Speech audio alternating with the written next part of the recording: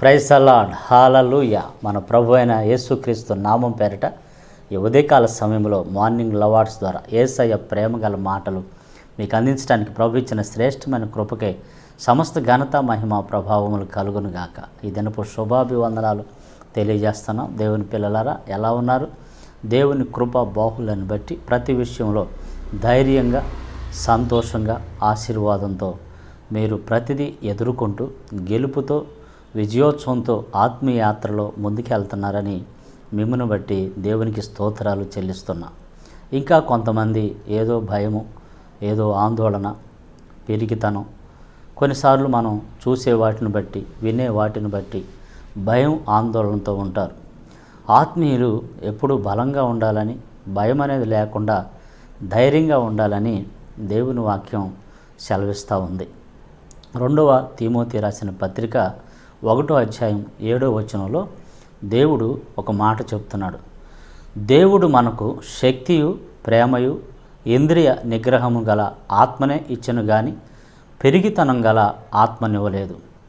దేవుడు మనకు శక్తి, ప్రేమ, ఇంద్రియ నిగ్రహము గల ఆత్మని.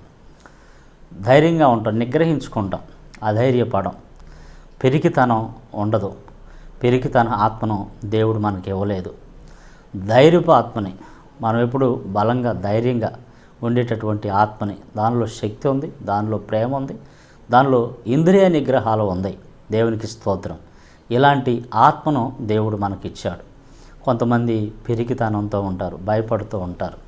ఒకసారి అమెరికాలో ఒక అమ్మాయి వాళ్ళ కుటుంబంలో పిల్లలందరూ కలిసి ఒక గదిలోకి చేరి బాగా భయపడేటటువంటి సినిమా, అంటే హర్రర్ లాంటి సినిమా చూడాలని వాళ్ళందరూ కలిసి టీవీ పెట్టుకున్నారంట.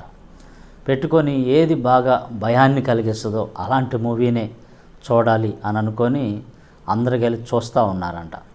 పిల్లలందరూ కలిసి, ఆ ఫ్యామిలీలో ఉన్న పిల్లలందరూ కలిసి చూస్తుంటే అప్పుడు అది చూస్తా అందరూ ఒక్కసారిగా పెద్దగా కేకలు పెట్టారంట. అరుపులు, కేకలు, డాడీ డాడీ డాడీ అని చెప్పేసి. అప్పుడు వాళ్ళ డాడీ ఏం జరుగుతుందా అని పరిగెత్తుకుంటూ వచ్చి రూములో చూస్తే పిల్లలందరూ భయంతో, ఆందోళనతో, కేకలతో, అరుపులతో ఉన్నారు. ఏందంటే టీవీలో చూసేటటువంటి ఆ సన్నివేశాన్ని, ఆ మూవీలో చూసే ఆ సన్నివేశం వల్ల వీళ్ళు ఎలా ఉంటారు.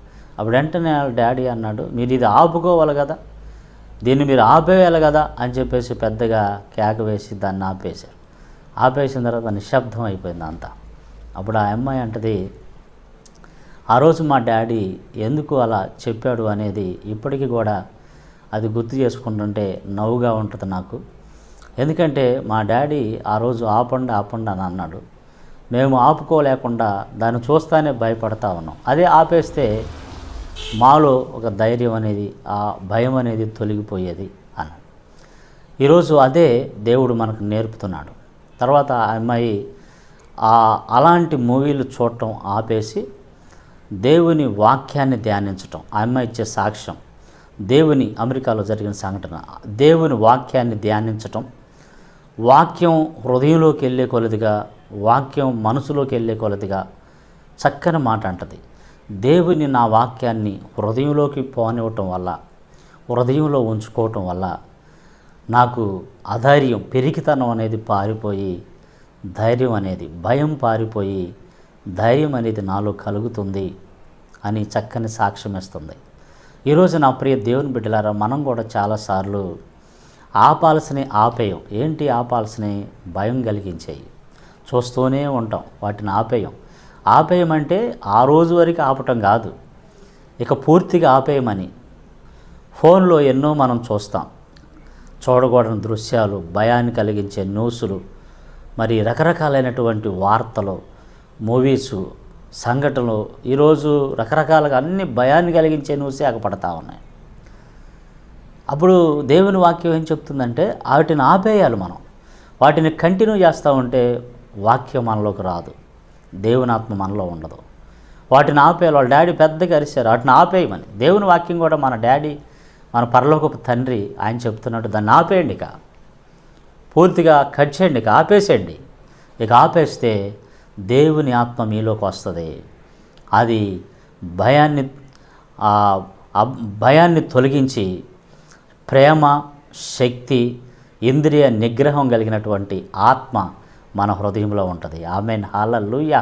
అలాంటి ఆత్మ నీలోకి వస్తుంది. కాబట్టి నా ప్రియ దేవుని బిడ్డలారా, ఏవి ఉదయకాల సమయం కానీ, సాయంత్రకాల సమయం కానీ, నిద్రపోయేటప్పుడు కానీ, మన టీవీలో కానీ, మన ఫోనుల్లో కానీ ఏదైనా సరే భయాన్ని రేపించేటటువంటి కలవరాలు, నెమ్మది లేకపోవటం, శాంతి లేకపోవటం, ఆ భయంతో కొంతమంది చూడండి ఆ కలలు కనేస్తారు, ఉలిక్కిపడి లెగుస్తారు ఆ కళల్లో.